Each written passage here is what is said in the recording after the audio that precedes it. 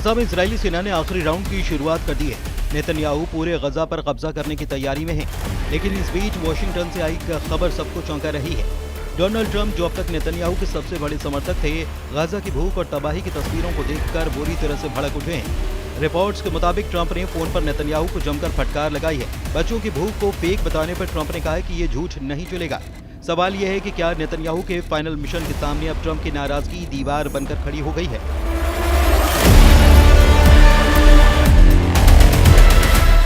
गजा में हाहाकार, नेतन्याहू को ट्रंप की फटकार। फाइनल राउंड से पहले नेतन्याहू के सामने ट्रंप के गुस्से की दीवार। डोनाल्ड ट्रंप ने फोन पर इजरायली पीएम पर किया प्रहार। गजा की जमीन पर Benjamin Netanyahu versus Donald Trump. क्या गजा में फाइनल ऑपरेशन से पहले अकेले पड़ेगा इजराइल? गजा की जमीन पर कोहराम पार्ट 2 शुरू होने को है।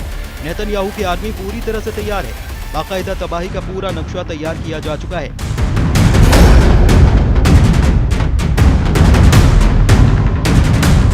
जिन अधिकारियों के कंधों पर गजा में मिशन फाइनल की जिम्मेदारी सौंपी गई है, उन्हें सब कुछ ब्रीफ किया जा चुका है।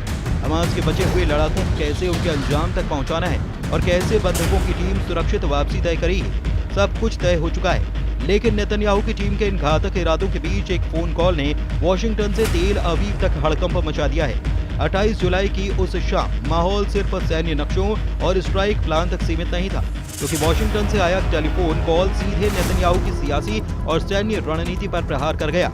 अमेरिकी राष्ट्रपति डोनाल्ड ट्रंप, जो अब तक गाजा में इजराइल की सैन्य कार्रवाइयों को खुला समर्थन देते रहे थे, इस बार बेहद नाराज थे। वजह थी नेतन्याहू का ताजा बयान कि गाजा में कोई भूखमरी नहीं है।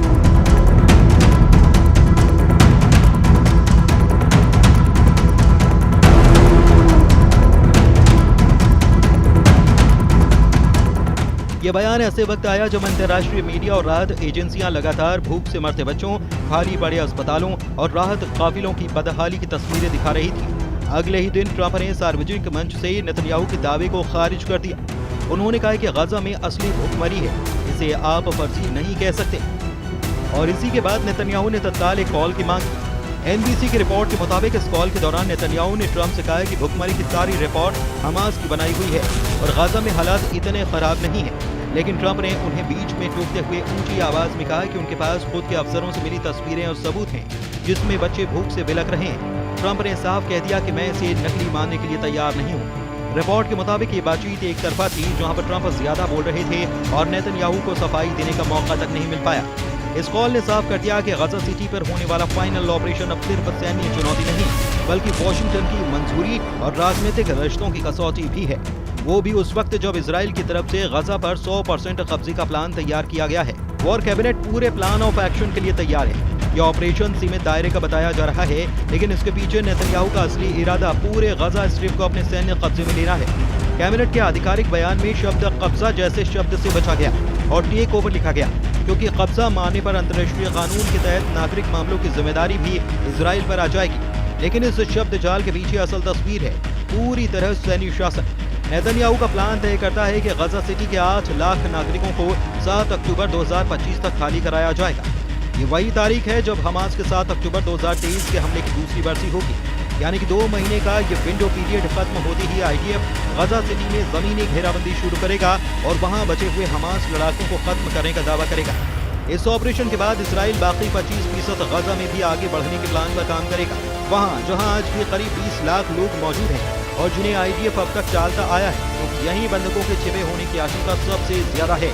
गजा कब्जे के साथ ही मंत्रियों ने युद्ध खत्म करने के लिए 5 शर्तों की लिस्ट तैयार की है।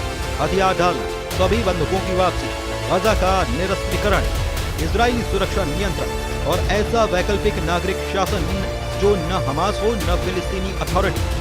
लेकिन यहाँ सबसे बड़ा पेच है, नेतन्याहू ने फिलिस्तीन अथॉरिटी की भूमिका पूरी तरह से खारिज कर दी है, जबकि अरब देश खुले तौर पर कह चुके हैं कि अगर रामल्ला शामिल नहीं होगा तो वे गाजा के पुनर्निर्माण में हाथ नहीं लगाएंगे।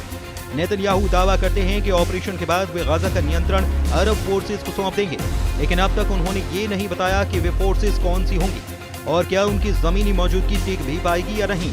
ये पूरा प्लान अब न सिर्फ हमास लड़ाई है, बल्कि एक टिक टिक करता हुआ टाइम बम है जो सैन्य, राजनीतिक और मानवीय तीनों मोर्चे पर एक साथ फट सकता है। गजा पर कब्जे का नेतन्याहू का ये फाइनल ऑपरेशन अब इजराइल के भीतर भी सवालों के घेरे में है।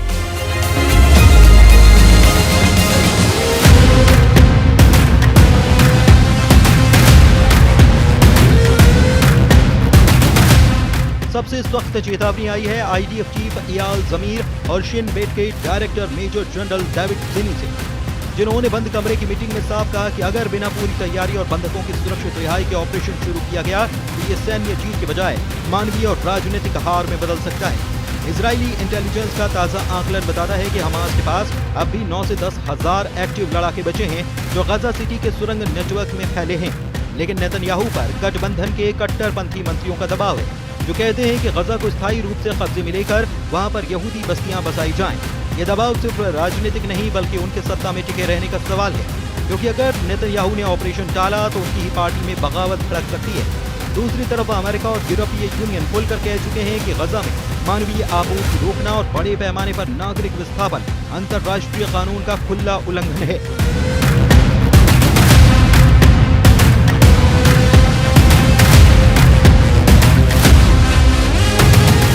नेतन्याहू पर ट्रंप का हालिया गुस्सा इसी बड़ी वजह से सामने आया है, क्योंकि वॉशिंगटन को डर है कि अगर भूख और मौत के आंकड़े बढ़े तो पश्चिमी देशों में इजराइल समर्थक जनमत भी बदल सकता है। इस बीच संयुक्त राष्ट्र की वर्ल्ड फूड प्रोग्राम रिपोर्ट बताती है कि गजा के उत्तरी हिस्से में 80% आबादी फैमिन लेवल की भूख झेल रही है और ये हालात अगले 6 हफ्ते में पूरे गजा में फैल सकते हैं। यानी कि नेतन्याहू का फाइनल राउंड अब एक रेस है, घड़ी की टिक टिक, बंधकों की जान और अंतर्राष्ट्रीय राजनीति के तगड़े दबाव के बीच।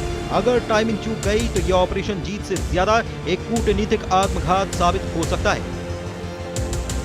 गजा के ऊपर मंडराता ये फाइनल ऑपरेशन सिर्फ एक सैन्य रणनीति नहीं है, ये एक ऐसी तंग रस्सी पर चलना है जहां हर कदम पर तलवार लटक रही है। नेतन्याहू के सामने चुनौती सिर्फ हमास को खत्म करने की नहीं, बल्कि उस राजनीतिक और मानवीय तूफान को झेलने की भी है जो इस ऑपरेशन के साथ उठेगा। वॉशिंगटन का मूड बदल चुका है। ट्रंप का गुस्सा इस बात का संकेत है कि अब बिना शर्त समर्थन की गारंटी खत्म हो रही है। यूरोप, अरब दुनिया और अंतर्राष्ट्रीय संस्थान पहले ही चेतावनी दे चुके हैं कि अगर गजा में भूख, विस्थापन और मौत के आंकड़े बढ़े तो इजराइल को न सिर्फ कानूनी बल्कि कूटनीतिक और नाकेबंदी का भी सामना करना पड़ेगा। और सबसे बड़ा खतरा यह है कि सारे दबाव के बीच बंधकों की जान दांव पर लग सकती है। IDF के वरिष्ठ अफसर भी कह चुके हैं कि अगर तैयारी अधूरी रही तो यह ऑपरेशन एक जीत नहीं बल्कि इजराइल के लिए एक गहरी हार साबित हो सकता है। लेकिन नेतन्याहू के सामने सत्ता का समीकरण भी है। कट्टरपंथी गठबंधन के दबाव में वो पीछे हटते हैं तो कुर्सी डगमगा सकती है। यानी कि ये फाइनल राउंड दरअसल 3 मोर्चे की लड़ाई है, हमास के हथियार, वॉशिंगटन का भरोसा और सत्ता की कुर्सी। अगर किसी एक माइन में धमाका हुआ तो बाकी 2 भी अपने आप हट जाएंगे। गजा की गलियों में बंदूकें गरजेंगी, लेकिन इस बार असली जंग अंतर्राष्ट्रीय मंचों, मीडिया की सुर्खियों और सत्ता के गलियारों में लड़ी जाएगी। और सवाल यही रहेगा, क्या नेतन्याहू इस फाइनल ऑपरेशन से इतिहास में जीत लिखेंगे या इसे अपनी सबसे बड़ी हार बना देंगे?